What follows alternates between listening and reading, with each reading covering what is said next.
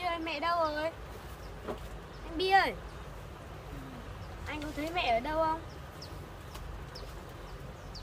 Không có, đi đâu rồi? Ui, nước lú kia em. Thôi mình ở dưới kia rồi.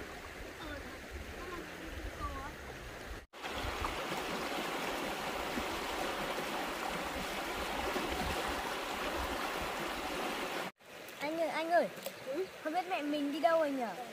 Không biết mẹ đi đâu rồi?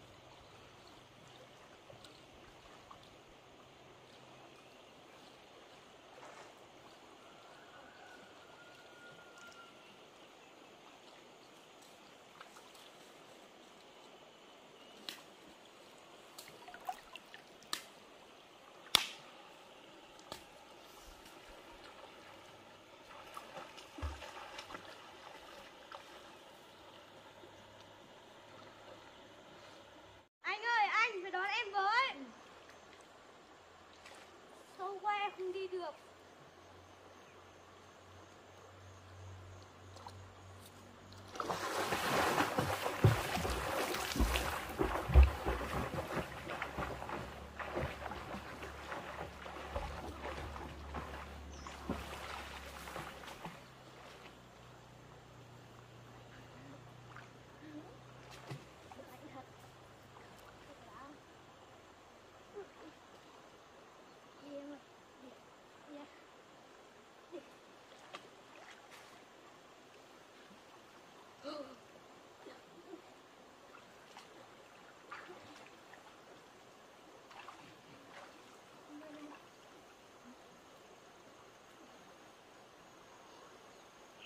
Sâu lắm anh ơi.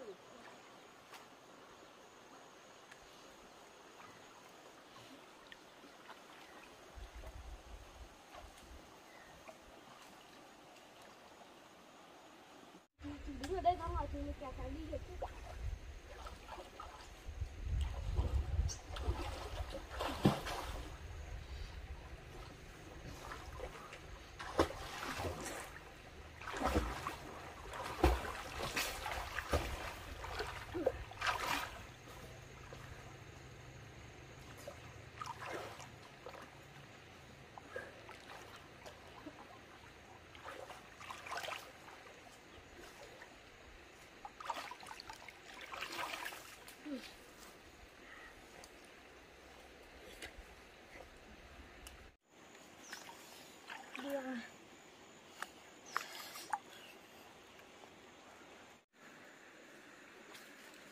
Đi cho anh ơi. Đi kia đi. Sao không anh ơi? Đi sâu nữa anh.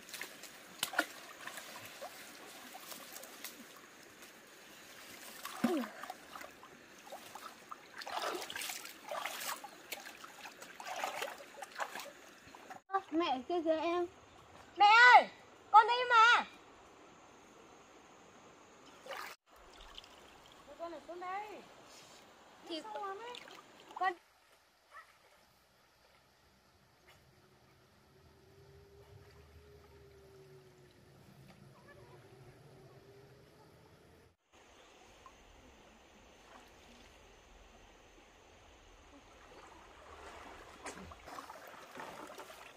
đi anh xuống đi. Sâu quá.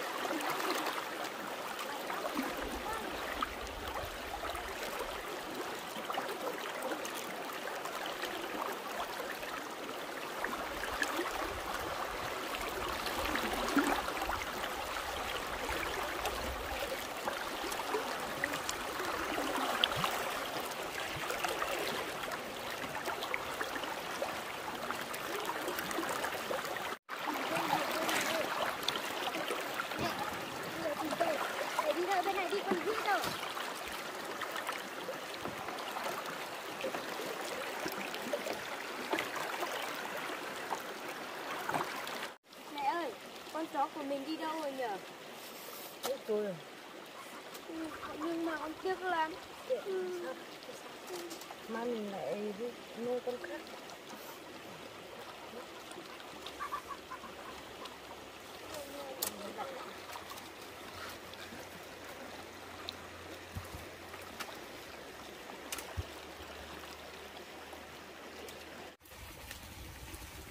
Lạnh không? Thả tay ra. Thì con nuôi cả. Mẹ ơi, con nhớ con chó của mình quá. Con thật trắng trắng lắm. May mình ngủ tối nó cũng to hết rồi. May là nó không kêu quả ba mẹ con mình. Không thì ba mẹ con mình chết đấy. Nó to lắm. Chân con đau quá, mẹ con đi tìm con chó với mẹ. Con bị trúng. Đây, với lại ở tay của con nữa. Chân con không bị đau.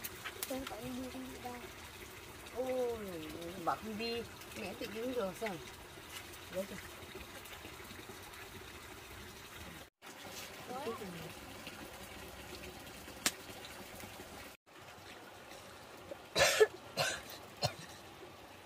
Có rồi.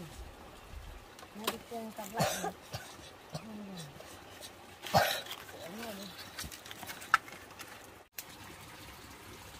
Mẹ, nghỉ quá. Mệt quá.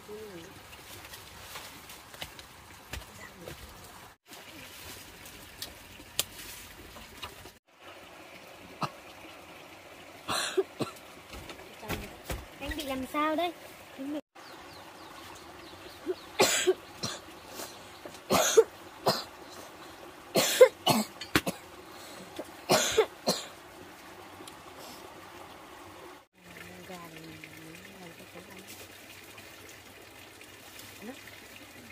Làm.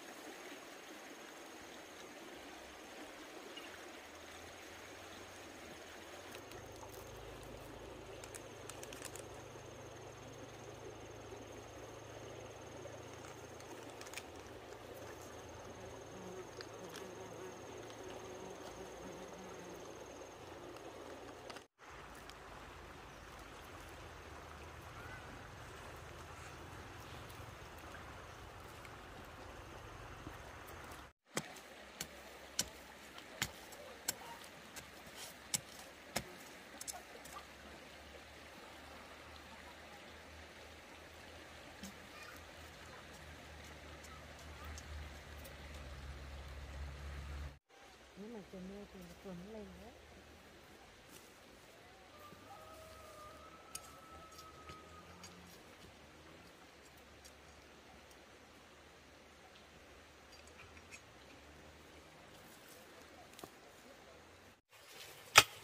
Đây. Ra. Ra mẹ bạn. Mày làm ở đây làm việc con đi. Lên mua con gà làm ăn nhé.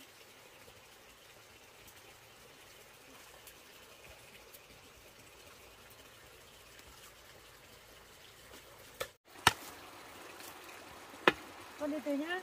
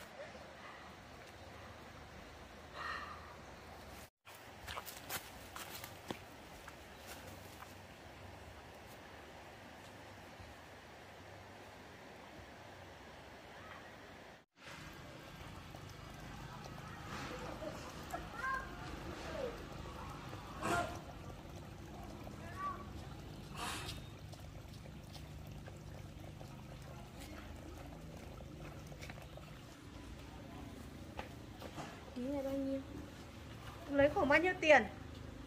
Cháu lấy tầm khoảng Bỏ tiền ra xem nào.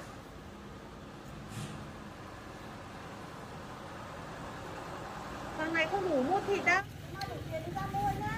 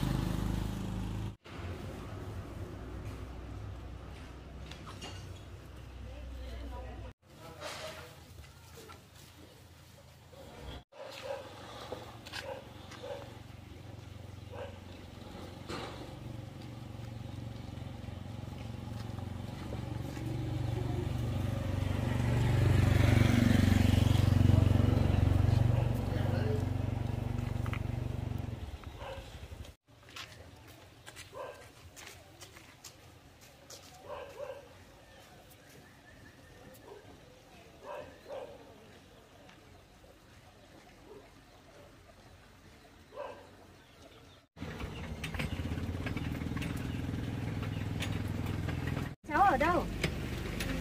Và cháu gửi mẹ cháu với anh cháu đi xuống dưới kia.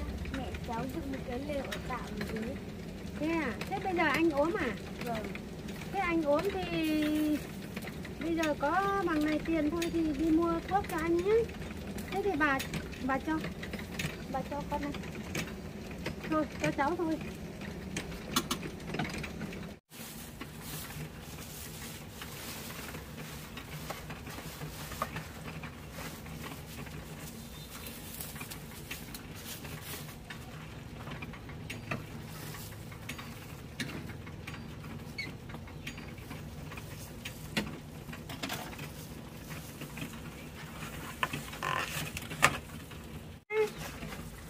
Anh ăn xong lấy tiền đi mua thuốc cho anh nhá.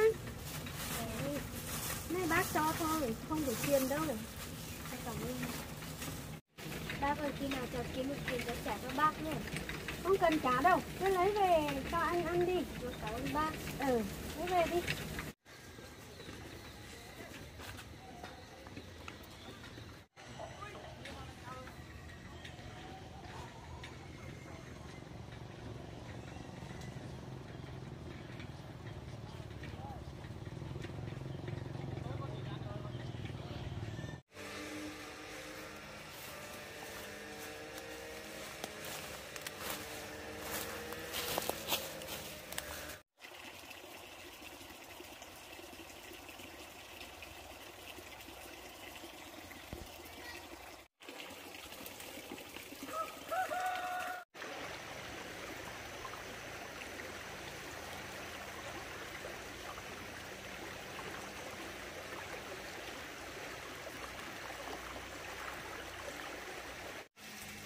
Mẹ em mua được gạo nhưng mà bác được lấy tiền đâu.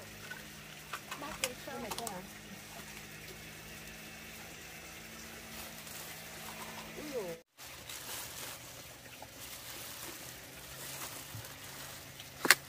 Cho con á. Rồi, Thơm. bác cho con. Con đi rửa chân đó.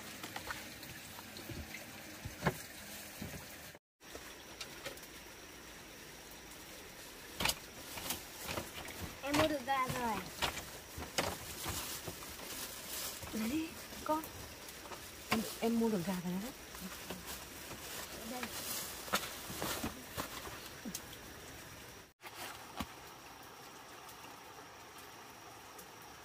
Con gì muốn ăn nhỉ? Cô ăn đi. Ăn một tí. Béo quá.